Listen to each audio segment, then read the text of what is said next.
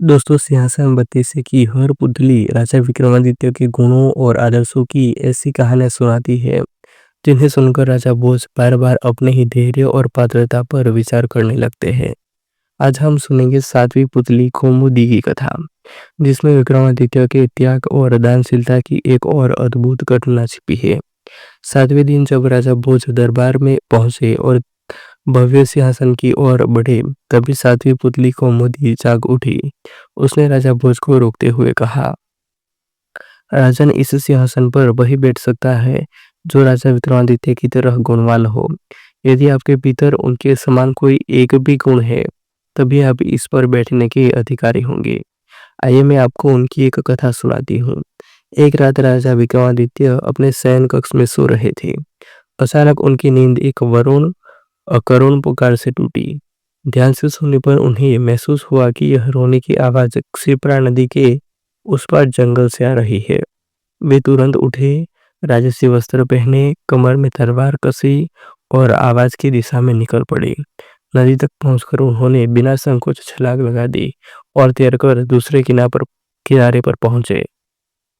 वहां एक झाड़ी में बैठी स्त्री बिलख बिलख कर रो रही थी। विक्रम ने पूछा, देवी, आप इतनी रात को इस तरह क्यों रो रही है? स्त्री ने आंसू पोंछते हुए कहा, मैंने अपनी व्यथा बहुतों को सुनाई पर किसी ने मदद नहीं की। आप अगर सहायता का वचन देते हैं तो बताती हूँ। राजा ने दृढ़ता से उत्तर दिया, मैं तुम्हारी हर संभव मदद करूंगा। तब स्त्री ने बताया, मैं एक चोर की पत्नी हूँ।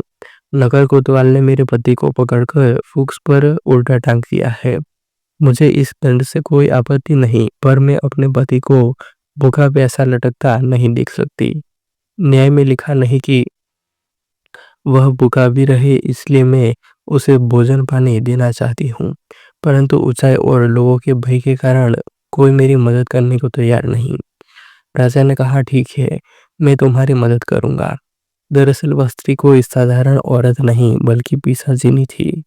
जिस व्यक्ति को पेड़ पर टांगा गया था वह उसका पति नहीं था। उसका उद्देश्य केवल भोजन पाना था।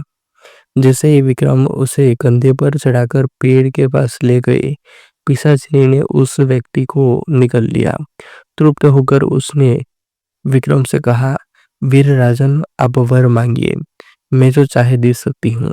राजा ने कहा, यदि तुम प्रसन्न हो तो मुझे ऐसा पात्र दो जिससे मेरी प्रजा कभी भूखी न रहे। पिशाचिनी बोली, यह वर देना मेरे बस में नहीं, पर मेरी बहन आपको यह अन्नपूर्णा पात्र दे सकती है। वह विक्रम को लेकर नदी किनारे बनी एक झोपड़ी तक पहुंची। उसने अपनी बहन को पुकारा। बहन बाहर आई, राजा को प्रणाम किया और बोली, राजन, आप सचमुच एक पात्र के अधिकारी हैं। आपकी प्रजा को इससे कभी अन्न की कमी नहीं होगी। और उसने सहर्ष अन्नपूर्णा पात्र राजा विक्रम को दे दिया। सुबह होते होते विक्रम अपने महल की ओर लौटने लगे। रास्ते में उन्हें एक भूखा ब्राह्मण मिला। उसने भिक्षा मांगी। राजा ने अन्नपूर्णा पात्र से कहा, मेहमान को भरपेट भोजन कराओ। तुरंत ही तरह तरह के व्यंजन प्रकट हो गए। ब्राह्मण ने पेट भरकर भोजन किया। राजा ने प्रसन्न होकर दक्षिणा देनी चाहिए, पर ब्राह्मण ने कहा, महाराज, अगर सचमुच दक्षिणा देना चाहते हैं तो यही पात्र मुझे दे दीजिए, ताकि मैं किसी से भीख मांगने को विवश न रहूं। राजा विक्रम ने बिना एक क्षण गवाए वह पात्र उसी समय ब्राह्मण को दे दिया। ब्राह्मण ने आशीर्वाद दिया और चला गया। इतना सुनाकर पुतली कौमुदी बोली, बताइए राजन, यदि आप विक्रमादित्य की जगह होते तो क्या आप भी इस प्रकार निस्वार्थ भाव से अन्नपूर्णा का पात्र किसी और को दे देते? राजा भोज मौन खो गए। उनके पास कोई उत्तर न था। कौमुदी पुनः सिंहासन में विलीन हो गई। राजा भोज विचारों में डूबे रहे और सिंहासन पर बैठने का कोई और उपाय सोचने लगे। दोस्तों, यह कथा हमें सिखाती है कि सच्चा त्याग वही है जो अपने लाभ के लिए नहीं बल्कि दूसरों की भलाई के लिए किया जाए। राजा विक्रमादित्य का यह त्याग उन्हें युगों युगों तक आदर्श बनाता है। अगर आपको यह कहानी पसंद आई हो तो वीडियो को लाइक और शेयर करें।